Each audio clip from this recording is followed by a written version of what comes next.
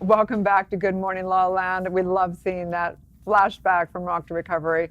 Right now, we're talking about Motivation Monday. We're talking about how to break up with stress. And we have Michelle Lewis in the house, who is a visibility expert and works with women entrepreneurs and has personally gone through having to break up with stress. Tell us a little bit about that intense story. So true. Well, I remember being on a film set. I grew up in film and I transitioned into it myself and working a 14-hour day, and I was supposed to work 3 more hours in that day.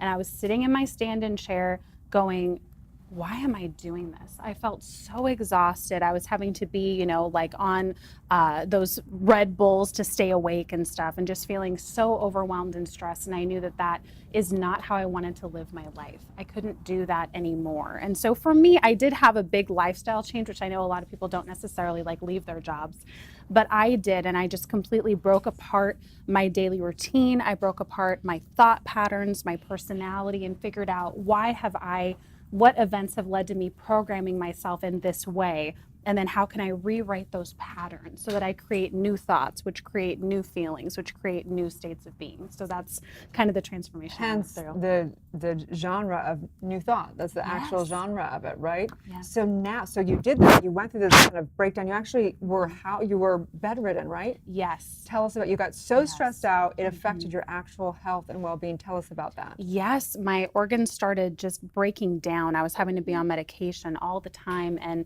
so I was put on bed rest, and I was there for about a year and a half. A year bed rest? Yeah. And if you can imagine, your world becomes so small. And so then your goals become even smaller. And I remember going, okay, I think the first thing you have to do, no matter what state of life you're in, is you have to sit there and go, I choose to live, right? No matter where you're at, I really choose to be present and to live and to have a radical change. And that led to me every day having a little bit more of a goal. Today I'm going to go outside and put my feet in the grass, and studying everything that putting your feet in the grass does to the body, which is incredible in itself.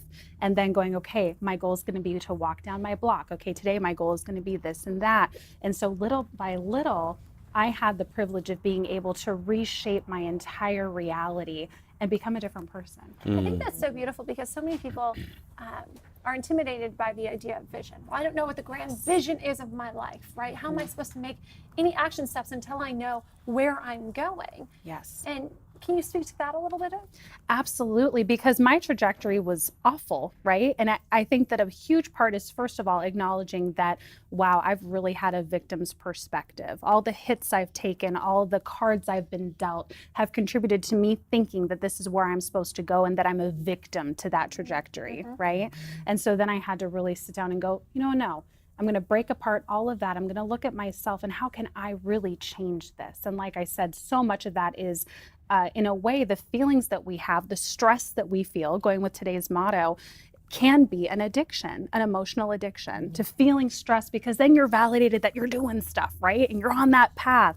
So breaking that down and going, I have worth right now, no matter what I'm doing, where I'm going, how much I'm making, whatever, and really just changing that mindset. Love that. I think it's such a profound realization and recognition, because for me, stress is being here but wanting to be there. Yes. Right. At the very root of it, it's a lack of present moment mindfulness or awareness or presence itself. Yes. Right.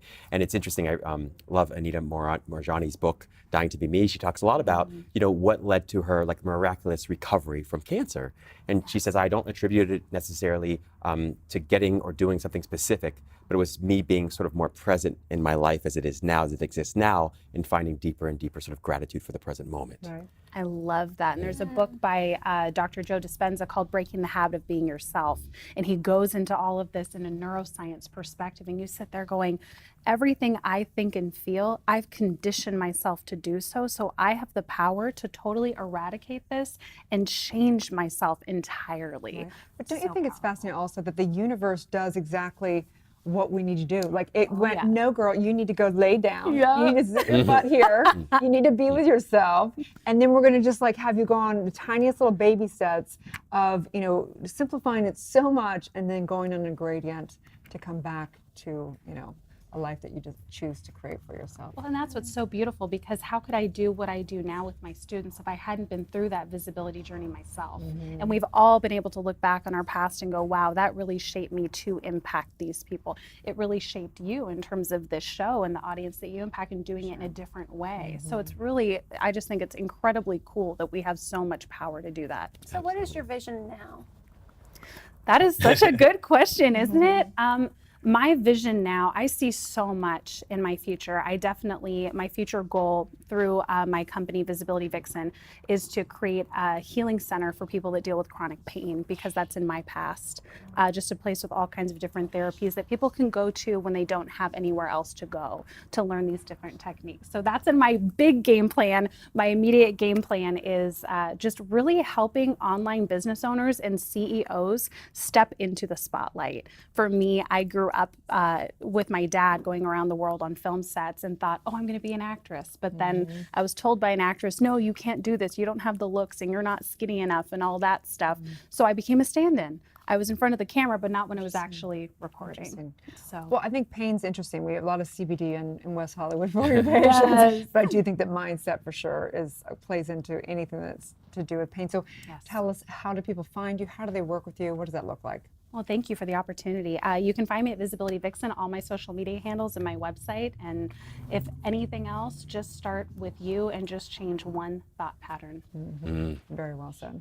Thank you so much. So Thank you so lovely much. to meet you. Thank you. Yep. Stay tuned. We'll be back with more on Good Morning La La Land.